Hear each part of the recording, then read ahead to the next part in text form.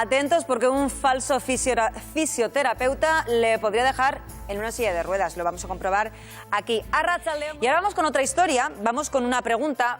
¿Ustedes cuando acuden a un fisioterapeuta se preocupan de mirar si esta persona está colegiada, si es un fisioterapeuta colegiado, que está bien, no es un intruso sin título? Lo digo porque el intrusismo sanitario es un problema para el sector, para los pacientes sobre todo. El Colegio de Fisioterapeutas del País Vasco lleva ante inspección sanitaria entre 20 y 30 casos al año de este tipo.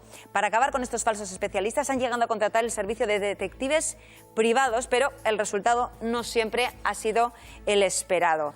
Y son casos, hablamos de 20 o 30, pero son casos complicados para quienes acuden a una persona que no es experta y que está manipulando nuestro cuerpo. Por eso tenemos con nosotros a Roberto Romero, arratsaldeon, secretario del Colegio de Fisioterapeutas del País Vasco, por este lado. Me gustaría saber cuáles son los casos más graves de intrusismo que vosotros habéis detectado. Bueno, tenemos que tener en cuenta que detrás del intrusismo profesional, en este caso sanitario, lo que está en juego es la salud. En ese sentido, las posibilidades de secuelas por una mala praxis, por estar en manos de una persona que no está habilitada, que no está cualificada y tiene el perfil académico suficiente, los conocimientos adecuados, pues oscilan y su abanico es enorme, ¿no? Encontramos casos leves de dolencias, de procesos inflamatorios, dolorosos, pasando por problemas óseos, complicaciones, luxaciones, fisuras óseas, por una mala praxis, por una mala manipulación. ¿Te puede producir lesiones de por vida? Sí, sí, si acudes a una persona que... Por supuesto, claro, hay dolencias de este tipo que van de por vida. Tenemos varios registros de personas con lesiones medulares por una mala manipulación vertebral. Hace poco, tristemente, hemos conocido la imputación en Galicia de un individuo al que se le imputa un delito por intrusismo sanitario y en cuya instrucción se contempla incluso homicidios por imprudencia temeraria, ¿no? Quiere decir que hay personas que han fallecido por estar en manos de personas sin la cualificación. Sí, precisamente vamos a hablar con una de las personas que se puso en manos de Coté, que así sí. le llamaban. Esther Fontán, de víctima de intrusismo sanitario. Arratsaldeon, muy buenas tardes. Muy buenas tardes. Tú eres la presidenta de esta asociación de afectados por intrusismo médico sanitario y víctima del falso osteópata del Ferrol llamado Coté, para el que la Fiscalía pide nada más y nada menos que 300 años de prisión por ser denunciado por 129 personas. Cuéntanos, Esther, ¿cómo caes tú en manos de esta persona? Bueno, yo realmente caí de rebote, puesto que empecé a ir a esa consulta recomendada por un médico de la medicina tradicional, un médico de verdad, para llevar a mi niño, el que es mayor, es un chico, por un problema de cadera. Una vez que entras en esa consulta, pues cualquier tipo de dolencia que presentaras, pues él te la trataba, porque aparte de ser osteópata, como él decía, pues se presentaba como médico con diferentes titulaciones. Por lo tanto, una vez que entré con mi hijo, empezó a tratarme también a mí. Y bueno, una cosa llevó a la otra y ¿qué te pasó esa cuando otra te trató? Finalmente fue una lesión medular. ¿Una lesión medular? Pues sí, es una lesión medular. ¿Qué consecuencias tiene para tu día a día? Bueno, pues terribles, ¿no? Porque realmente yo, cuando me empezó a mirar, fue por un esguince cervical. Como bien sabe el fisioterapeuta don Roberto, que está ahí, un esguince cervical no debe manipularse jamás, es un cuello inestable. Me mandó quitar el collarín cuando me vio con él. Me empezó a manipular el cuello, yo empecé a quejarme de que tenía pitidos en los oídos, acúfenos, que estaba mareada, que incluso los dedos de las manos empezaban a mostrar algún síntoma extraño, los dedos de los pies. Me dijo que no había ningún problema, siguió haciéndolo hasta que tanto movilizó y movilizó durante 8 o 9 meses que un día a la vuelta de la consulta, pues después de quedarme un poco dormida, cuando me desperté ya no sentía las piernas. Me tuvo engañada durante una larga temporada con que tenía una enfermedad conocida como mielitis transversa, inflamación de médula, pero al cabo de un tiempo y gracias a la medicina pública, pues se ha descubierto que lo que tuve y lo que tengo, desgraciadamente, es una lesión medular por la salida de 2 hernias discales al canal medular a nivel cervical, que me las produjo él al manipularme el cuello. Claro, Esther, porque tú no sospechaste de que se trata de una persona que no tenía la preparación para realizar lo que estaba haciendo. Nada más lejos. Su clínica era una clínica perfectamente bien dotada a nivel de material, con montones de títulos impresionantes, gozaba de una gran fama, escribió en algunas revistas médicas, dio charlas en algunas universidades como el Alfonso X el Sabio, y por su consulta pues pasó gente de toda índole, de todas partes de España, llamados por su fama. Y para mí lo extraño es por qué la Administración de Sanitaria y la Administración de Justicia no tomaron cartas en el asunto, sobre todo cuando ya había sido denunciado con anterioridad y había una sentencia del Tribunal Supremo que ordenaba el cierre de esa clínica en el 2002 y que no se ejecutó. Esther, aguántame ahí, pero me gustaría preguntarle a Roberto. Cuando tú abres una clínica, no te piden ningún tipo de titulación, no te piden ningún tipo de registro. La administración dice, yo voy a abrir una clínica de fisioterapeuta. Ah, pues la abro y ya está. ¿Es así? No, no es así.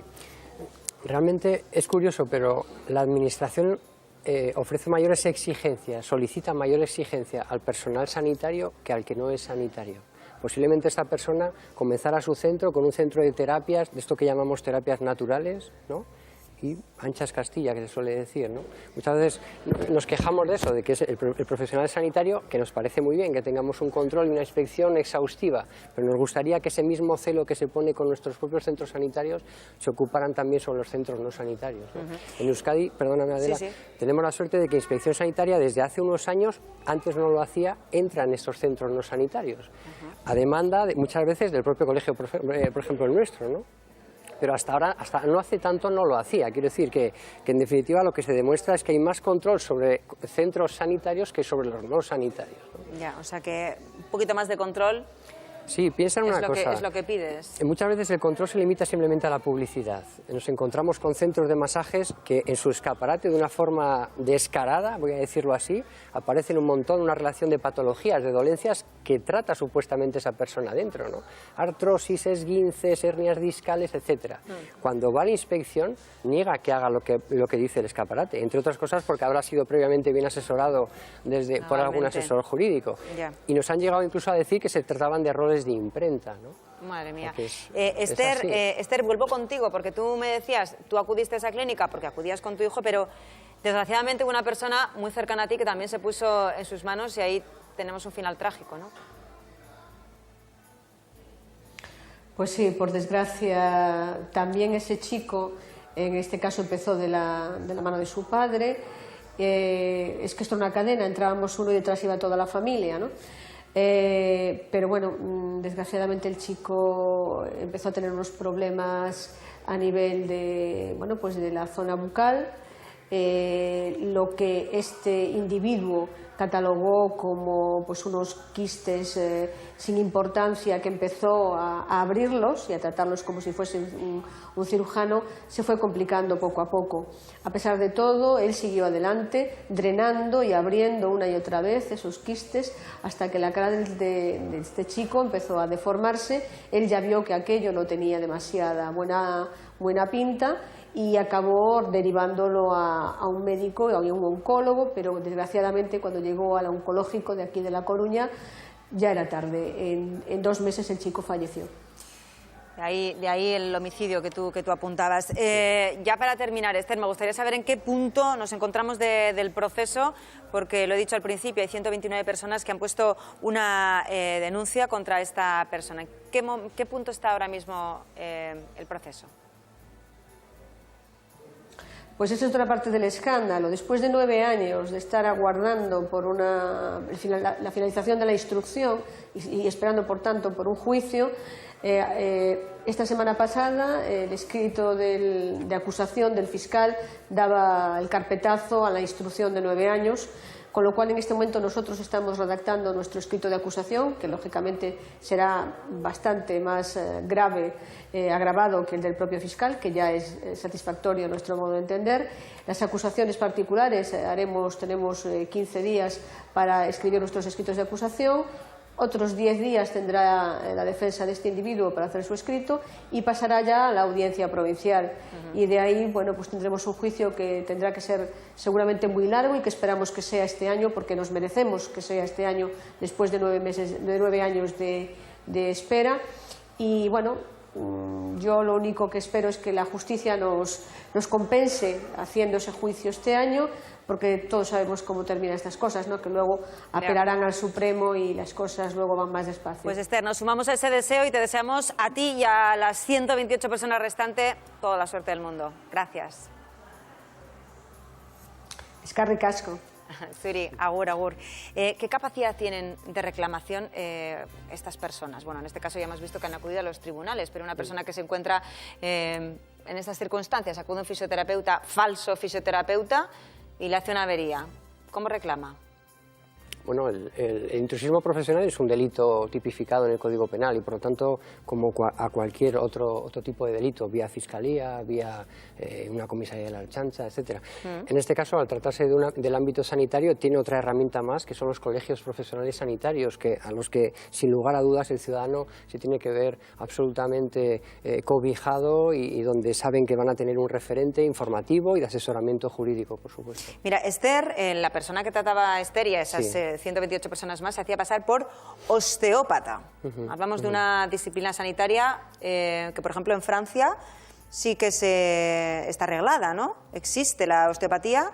Me dicen que aquí, en Euskadi, ni en el Estado, ¿no? No, así es. Pasa lo mismo que con la quiropraxia, ¿no? Y eso es importante que el ciudadano lo sepa. No existe la figura... Tú dices, yo he oído 1000 veces, me voy al osteópata, me voy al quiropráctico. Es correcto. Y tú buscas osteópata, quiropráctico, y hay un montón. Sí, es cierto. Y yo añado un agravante incluso. Hay profesionales sanitarios que se identifican como osteópatas. Compañeros y compañeras fisioterapeutas que, bueno, pues se identifican también con la figura de osteópata. Pero es un fisioterapeuta osteópata. ¿Podríamos decirlo así o no? No existe el término, ni la disciplina, ni el profesional osteópata en Euskadi ni en el Estado. Sin embargo, ha calado eso mucho en la sociedad. Sí, la gente dice en la calle, yo voy al osteópata, yo me trata el osteópata. Sí, o sea, entonces, ¿qué es la osteopatía? Es correcto. Da lugar a error. Existir existe, ¿no? Y no está regulado. Me explico. Sí. Hay países europeos y países, Estados Unidos, Australia, donde efectivamente existe tal disciplina. Pero aquí no. Aquí no existe y como tal no te puedes identificar. No existe significa no está colegiada, no está regulada. No existe. No existe. El término, o sea, la profesión osteópata no existe. No hay carrera de osteópata. No hay carrera, no hay como tal. Lo que sí que tenemos claro es que la osteopatía es una herramienta terapéutica y por lo tanto se circunscribe y ha de ser abordado por personales sanitarios. Como puede ser fisioterapeutas lo de y las médicos. agujas, ¿no? Como puede ser la acupuntura, ¿no? Quiere decir, sí, por ejemplo, la osteopatía es otra herramienta más. Claro, efectivamente. La osteopatía es una herramienta. Por ejemplo, la osteopatía, los fisioterapeutas nos la tenemos contemplado como uno de los conocimientos que tenemos que adquirir en nuestro grado de fisioterapia. La osteopatía, la quiropraxia, el quiromasaje. O sea que en realidad cuando vamos a a una persona que nos va a hacer un tratamiento de osteopatía y vemos ahí un diploma, es que es un fisioterapeuta que está utilizando... O no, habría que valorar. Indudablemente, el que aparezca un diploma de osteópata no te asegura absolutamente nada. Es un pequeño cajón desastre y esto hay que decirlo. Y al ciudadano hay que informarle bien. No existe el osteópata y, por lo tanto, insisto, como disciplina sanitaria en otros países, lo que sí que tenemos claro es que la aplicación de método osteopático, que existe, es una terapia manual, ¿vale? Pero es una herramienta terapéutica y, por lo tanto, ha de ser abordado bajo un marco sanitario. Entonces, ahora, para la gente que nos está viendo y dice, oye, yo es que tengo que ir al fisioterapeuta, ¿y cómo saber que es un fisioterapeuta de verdad? colegiado. ¿Se puede llamar al colegio? Por supuesto, y dice sí, de este número, esta se persona, puede llamar esta al colegio. colegiada? Yo invitaría a que se preguntara directamente a esta persona si lo es o no lo es. Nos fijáramos si le preguntas a este señor de Galicia, sí, igual te es dice, un caso, sí, yo era el caso médico. que nos ha explicado Esther es un caso extremo. Claro. Estamos hablando de una persona que incluso falsificó un título de doctor en osteopatía británico, en una universidad británica, etcétera, etcétera, ¿no? Creo que, si no me equivoco, desde 2004 existe también en Internet un listado homologado por la Ley de Profesionales del Estado, donde aparecen todos los titulados médicos. Tú puedes meter el número de colegiado y te aparece si es un doctor, por ejemplo, no, por ejemplo, Así en el caso es. de la medicina. Sí, ¿no? Bueno, es que se está quejando a través del WhatsApp, dicen intrusismo y en todas partes. Por ejemplo, dicen en la odontología, llevamos mucho tiempo viendo cómo higienistas dentales, auxiliares y protésicos dentales consiguen titulaciones online rápidas. También es lo que ocurre en vuestro campo. El colectivo de odontología tiene este problema, sí. La forma y manera de que personas que no son sanitarias, no tienen titulación, no están habilitadas, no son fisioterapeutas en este caso, ¿no? en mi gremio, para formarse en terapias manuales de todo tipo, drenaje linfático, quiromasaje, osteopatía, quiropraxia, etcétera, etcétera, son de lo más variopintas. Hasta online hemos encontrado cursos de masaje, ¿no? O sea que es algo absolutamente absurdo y que roza lo indescriptible. Y hay que tener ¿no? mucho cuidado. Pero, ¿qué ocurre? Pues que algunos colegios o algunos profesionales, cuando detectan que hay intrusismo, además de poner una denuncia, dicen voy a ir con pruebas y acuden a los servicios de un detective, Eduardo, de Detectives ADN. Arratsaldeon. Muy buenas tardes. ¿Cuál es vuestro modus operandi cuando alguien os avisa para hacer este tipo de trabajos? Bueno, pues se concertaría una cita en la consulta del supuesto fraude, ¿no? Y que te dé un masaje, que te cobre, que es importante también que te cobre, porque se ve que es algo remunerado. Y luego, bueno, cuando vas, pues también le preguntas, te fijas en los títulos, todo esto te lo haces también con cámara oculta, y le preguntas pues su experiencia, dónde ha estudiado, tal. Y luego todo eso va en un informe que ya se presenta. ¿Y es un informe que luego tiene validez, por ejemplo, en un tribunal, ante un juez? Sí, porque el testimonio de un detective es un testimonio pericial. Ajá. O sea que serviría... ¿Vosotros lo habéis utilizado alguna vez en el colegio de fisioterapeutas? Sí. Sí, es un poco lo que explicaba Eduardo, ¿no? Como ante una denuncia, sobre todo si te vas al ámbito de lo penal, necesitas pruebas que corroboren lo que estás diciendo, pruebas fehacientes que digan que efectivamente esa persona está haciendo la actividad que tú dices que está haciendo, una actividad ilícita, ¿no? Y en este caso, bueno, la contratación de detectives lo que nos permitió fue aportar pruebas inequívocas de que esa situación se estaba dando, ¿no? Hablamos de la fisioterapeuta, pero ¿hay algún otro sector dentro de los sanitarios que hayan reclamado tus servicios? Sí, odontólogo, el colegio de odontólogos.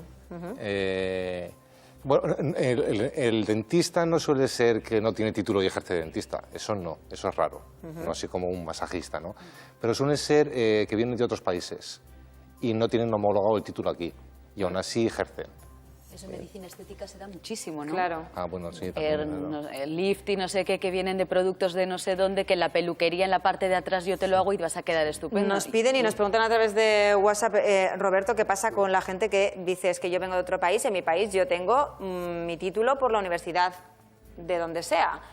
¿Tienen manera de comprobarlo también? Esto es muy frecuente, pero claro, uno no puede trabajar con un título extranjero. Lo que tienes que solicitar es vía Ministerio de Educación o vía Ministerio de Sanidad la homologación de este título. Es algo que se hace habitualmente y que llega al colegio. Bueno, en este caso yo como secretario certifico que efectivamente el título está homologado. Uno de los problemas que hay es que hay un gran problema con la homologación de títulos. Es decir, es cierto. ahí hay de alguna manera, y eso se ha denunciado más de una vez, una especie como de discriminación institucional de gente que ve profesionales altamente cualificados que vienen de otros países y que se les ponen muchas trabas para que puedan convalidar y puedan homologar sus títulos y por lo tanto puedan ejercer, ¿no? O sea, ahí al final tenemos las dos caras. Sí, pero fíjate que al final la picaresca lo que te lleva es, y vosotros lo habéis hecho, a tener que contratar los servicios de un detective privado, que tú nos hablabas también de la odontología, pero hoy hemos salido a la calle a preguntarles a todos ustedes, bueno, y a darles conocimiento de para qué se contratarían los servicios de un detective.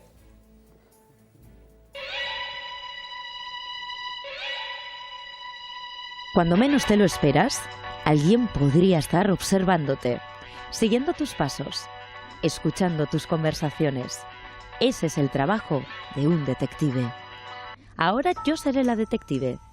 ¿Me cazarán? me llamo Nayara y soy del Centro de Estudios Sociológicos NAO. ¿Contrataría usted los servicios de un detective privado? No. Sí, porque de hecho he aconsejado a alguien que lo ha hecho y salió bordado. ¿En qué situación? No sé si me lo puede contar. Pues una situación de deslealtad. Deslealtad. En el top de contrataciones de detectives está bajas laborales y luego infidelidad. Para los hijos yo conozco gente para ver si estaban metidos en malos rollos. Para saber si su pareja le ha sido infiel, ¿contrataría a un detective privado? Sí. Sí. ¿Tiene dudas? No. No. La baja laboral sí me gustaría. Por la baja laboral. ¿Por qué? Porque la mayoría de gente puede ser que mienta. ¿Alguna vez ha espiado el móvil de alguna persona? ¿De su pareja, de sus amigas, de algún familiar? Yo creo que al final todo el mundo sí. ¿Usted lo ha hecho? ¿Usted ha sido espía? Sí, bueno. Sí. ¿Y qué ha encontrado? ¿Le ha gustado lo que ha encontrado? Tampoco mucha información, pero sí más. Que nosotros en Marbella, un señor que nos lleva al jardín, resulta que sabíamos que no hacía nada y por una cosa de que le pusieron se cogió.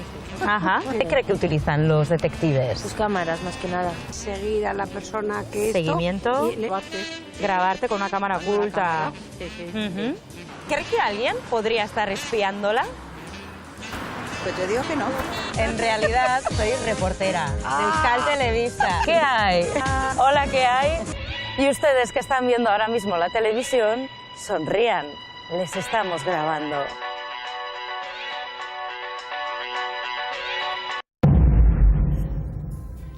Bueno, nuestra detective privada, Nayara Gago. Vamos a ir ya terminando, Roberto. Nos escribe una persona y dice: aunque la osteopatía no esté homologada en el Estado, hay personas que están durante 5 años estudiando esta especialidad. Entonces, se pregunta. 5 años en el Estado. No nos especifica más esta persona. Por ejemplo, en Francia lo hemos dicho, en Francia sí que es una disciplina que se puede estudiar. Mira, hemos tenido un caso muy cercano, pero no de osteopatía, de un doctor en quiropraxia. En Australia, y tiene una formación de 5 años, una formación completísima en torno a la quiropraxia. Allí existe la figura del quiropráctico y ha venido a Euskadi a querer aplicar y ejercer como quiropráctico, entonces, y por lo tanto ha de homologar el título. ¿A dónde se la han homologado? O sea, en el Ministerio de Sanidad se entiende que por los conocimientos adquiridos, el programa, el currículum, etcétera, es homologable al título de fisioterapeuta. Y de hecho, el otro día le colegié como fisioterapeuta. Vale. No sé si me explico. O sea, que una el persona título que, por ejemplo, original es doctor en quiropraxia. Porque en Francia sí existe. Lo homologable, lo más parecido, lo que más se puede encajar a ese título de quiropraxia es al de fisioterapeuta. Quiero decir, si una persona ha estudiado 5 años de osteopatía y entiende que está preparado para ejercer como osteópata, aplicar la osteopatía en definitiva en este estado, sí o sí ha de pasar por una solicitud de homologación. Si no, no puede. No valen los atajos. No estamos hablando de saber poco, de tener buenas manos, malas manos. Había mucha gente que decía, pues yo voy al osteópata, a ver si me están engañando. No. Claro, no. Y aquí no hablamos de tener buenas manos, de tener malas, de saber. Hay masajistas, es fantástico y tal. Este Cote no tendría malas manos. Había jugadores del Deportivo La Coruña que están recogidos en la consulta, en la instrucción, la conozco perfectamente esa instrucción. Jugadores del Deportivo La Coruña yendo a la consulta de este señor. Fue el médico, buenas su propio manos. médico el que le recomendó a la consulta de este. Pero no está habilitado y mira, tristemente los resultados son estos. Son personas que no encuentran límite y que, pues ahí están los resultados. Roberto, queda claro. La próxima vez que vayamos se comprueba, se hace una llamada al colegio y para que nadie tenga dudas y no haya ese intrusismo. También te doy las gracias por venir y por aclararnos los detectives privados cómo hacen esa labor.